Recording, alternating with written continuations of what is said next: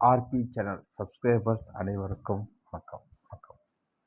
நம்ம சேனலில் தெரிந்த ஊர்கள், தெரியாத பல செய்திகள், தெரிந்த செய்திகள், தெரியாத பல ஊர்கள், உண்மை சம்பவங்கள், அனுபவங்கள் இதை வச்சு வீடியோக்கள் போட்டு வந்துட்டுருக்கோம். நண்பர்கள் நிறைய பேர் வீடியோக்கள் பார்க்குறீங்க, சப்ஸ்கிரைப் பண்ணாமல் பார்த்துட்ருக்கீங்க. தயவுசெய்து சப்ஸ்கிரைப் பண்ணிட்டு பாருங்கள் அப்படிங்கிற கோரிக்கையை வச்சுட்டு வீடியோக்குள்ளே போகிறேன். டிஸ்க்ளைமர் கண்டி சொல்கிறதுனால சொல்லிடுறேன். இந்த விஷயம் நாட்டில் நடந்துகிட்டு இருக்கக்கூடிய ஆதாரங்களின் அடிப்படையில் எடுத்து போடுறேன். நம்ம யாரையும் குறை சொல்லி வீடியோ போடுறதுக்கு நம்மளோட பழக்கம் கிடையாது அப்படிங்கிறத தெளிவுபடுத்திட்டு போகிறேன். இப்போ சமீப காலமாக இந்த தமிழ்நாடு அரசு பணியாளர் தேர்வு ஆணையம் மூலியமாக வரக்கூடிய தேர்வுகளில் சில முறைகேடுகள் நடந்துகிட்டு இருக்குன்னு எல்லா பக்கமும் வச்சுக்கிட்டு தான் இருக்காங்க. அதை அரசாங்கம் எந்த அரசாங்கம் வந்தாலும் சரி, அதை அதிமுக அரசாங்கமாக இருக்கட்டும், இல்லை திராவிட முன்னேற்ற கழகத்தில் இருக்கக்கூடிய அரசாங்கமாக இருந்தாலும் சரி கண்டுக்கிறோம். ஏன்னா கடந்த 60 வருடங்களில் ஏன்னா தனியார் ஆரம்பித்து கிட்டத்தட்ட 96 வருடங்கள் ஆகிடுச்சு. அதில் 60 வருடங்களுக்கு மேலே இந்த திமுக அதிமுக 2 பேர் மட்டும்தான் ஆட்சி பண்ணிக்கிட்டு வந்துட்டுருக்காங்க. இந்த 2 பேரும் அவங்களுடைய தரமாக அவங்களால என்ன பண்ண முடியுமோ அந்தந்த சூழ்நிலைக்கு அதை பண்ணிக்கிட்டு தான் போயிட்டுருக்காங்க. ஒரு சில இடத்துல தவறுகள் நடந்துக்கிட்டு தான் இருக்குது. இதை சுட்டி காமிச்சாலும் அதை திருத்துற மாதிரி யாரும் இடத்துல இல்லை. இது ஒரு என்னென்னா எப்படிங்கன்னா, இது ஒரு சமைக்கப்பட்ட ஒரு இடங்கிற மாரி கொண்டு போயிட்டாங்க. அதில் பார்த்திங்கன்னா ஒரு சில அகாடமி, அதாவது அவங்க சொல்கிறது தான் கரெக்டு அப்படின்னு சொல்லி போட்டுட்ருக்காங்க. அது சமீப காலமாக ஒரு யூடியூபர் அவர் எடுத்து சுட்டி காமிச்சு போட்டிருந்தாரு. அதுக்கு சில அகாடமிக்கு அவங்களோட இதில் திட்டி போட்டிருக்காங்க, தாக்கி போட்டிருக்காங்க. நான் என்னை பொறுத்த வரைக்கும் அவங்க பேசுனது அவங்களோட பாயிண்ட் ஆஃப் வியூ, ஓகேவா?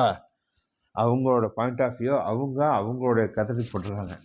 நம்ம ஏன் அதை பெருசுப்படுத்தி போட்டுக்கிட்டு இருக்கோம்? அப்போ இதில் ஒரு சில அகாடமி அதிமதவித்தனமாக பண்ணுறோன்னு சொல்லிட்டு இப்போ இந்த போட்டித் தேர்வு படிக்கக்கூடிய இடத்துல 2ஆக பிரிச்சிடறாங்க. ஒன்று டிஎன்பிஎஸ்சி, இன்னொன்று டிஆர்பின்னு சொல்லி 2ஆக பிரித்து அதில் அவங்களுக்கு சண்டையை மூட்டி விட்டு சில அகாடமி குளிர் காய்ச்சிக்கிட்டு இருக்காங்க.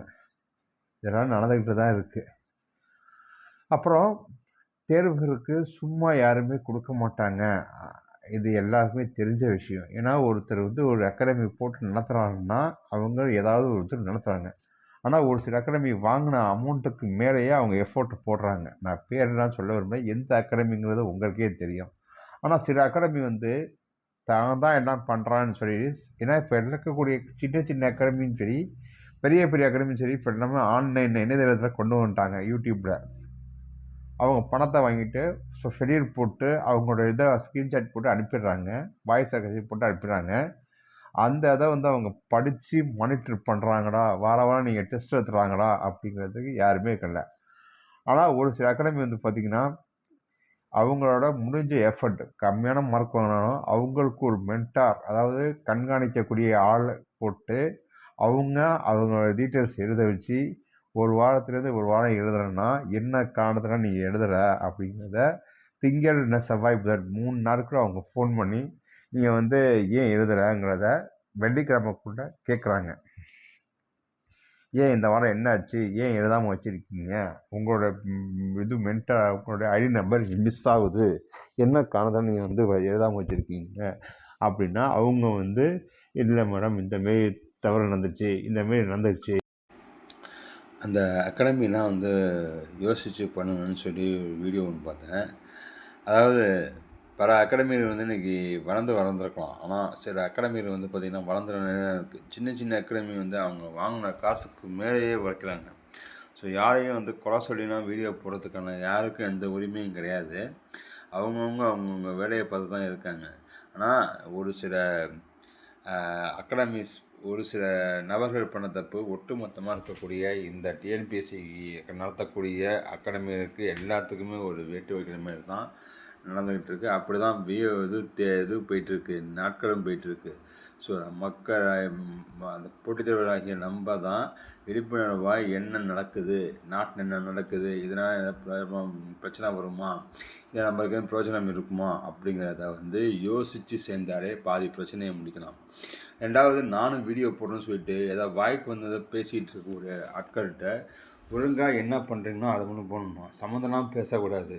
ஏன்னா இப்போ நாட்டில் இந்த விஷயம் நடக்குது, அது எல்லாத்தையும் வந்து பார்த்திங்கன்னா போலிங்கிற மாரி கட்டமைச்சு கொண்டு போயிட்டுருக்காங்க. ஸோ இதெல்லாம் மக்களாகிய நம்ம தான் விழிப்புணர்வாக இருக்கட்டும். ரெண்டாவது, ஒரு சேனலை வந்து ப்ரொமோட் பண்ணுறதுக்கான நிலங்கள் எவ்வளவோ இருக்குது, அதை நீங்கள் ப்ரொமோட் பண்ணலாம். அதை நம்ம ஒரு சேனலில் ப்ரொமோட் பண்ணுறீங்கன்னா ஜஸ்ட் வந்து அது பெய்டுன்னு போட்டு போடுங்க. இதுதான் நான் வைக்கக்கூடிய கோரிக்கை. ரொம்ப பேர் வந்து வீடியோ போடுறன்ட்டு என்னென்னமோ வாயில வந்து அதெல்லாம் பேசுகிறாங்க. தயவுசெய்து அதை. ரெண்டாவது, நம்மளும் வீடியோ இது அகாடமி நடத்துகிறோம், ஆன்லைன் அகாடமி நம்ம அடுத்த பரிணாமம் வச்சு போயிடுன்னு சொல்லிட்டு என்னென்ன விஷயங்கள் கையில் எடுக்கணுமோ அவங்களும் எடுக்கிறாங்க. ஸோ இதெல்லாத்தையும் புரிஞ்சுக்கிட்டு மாணவராகிய தேர்வு படிப்பு மத்தியில் ஒரு பிளாட்ஃபார்மாக இருந்தால் தான் இந்த பிரச்சனையை முடிக்கலாம், சுமூகமாக கொள்ளலாம். ரெண்டாவது, அரசாங்கம் இந்த விஷயத்தை தலையிட்டு இனிமேல் நடக்கக்கூடிய முறைகளை தடுத்தால் மட்டும்தான் பிரச்சனையை முடியும்னு சொல்லி வீடியோ முடிக்கிறாங்க.